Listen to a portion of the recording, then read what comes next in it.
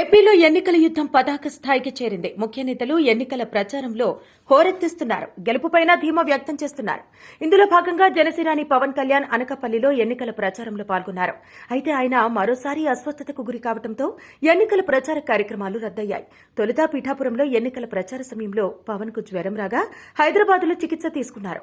కొంత రెస్ట్ తీసుకున్నాక ఆదివారం గాజువాకలో జరిగిన ఎన్నికల ప్రచారంలో పవన్ పాల్గొని జనసేన అభ్యర్థిగా కొణతాల, ఎంపీ అభ్యర్థిగా సీఎం రమేష్ కు మద్దతుగా నిలవాలని ప్రజలను అభ్యర్థించారు.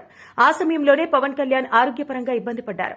ప్రచార సభ ముగిసిన తర్వాత పవన్ బాగా నీరసపడినట్టు పార్టీ నేతలు చెబుతున్నారు. దీంతో పవన్ తిరిగి హైదరాబాద్ కు వెళ్లిపోయారు. వైద్యుల సూచన మేరకు విశ్రాంతి తీసుకోవాలని నిర్ణయించారు. దీంతో పవన్ అస్వస్థత కారణంగా ఈ రోజు యలమంచిలిలో జరగాల్సిన ప్రచార కార్యక్రమం రద్దయింది. రేపు ఉగాది రోజున పవన్ పిఠాపురంలో ఉండాలని తొలుత నిర్ణయించారు.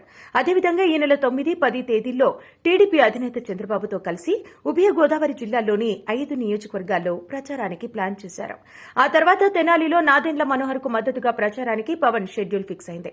అయితే తిరిగి పవన్ జ్వరం కారణంగా ఈ షెడ్యూల్లో మార్పులు జరిగే అవకాశం కనిపిస్తోంది. అనకాపల్లి సభలో సీఎం జగన్ వైసీపీ అభ్యర్థులకు పవన్ టార్గెట్ చేస్తూ కీలక వ్యాఖ్యలు చేశారు. తమ కూటమి అధికారంలోకి రాగానే ఉద్యోగుల సీపీఎస్ సమస్యకు ఒక పరిష్కారం చూపిస్తామని హామీ ఇచ్చారు.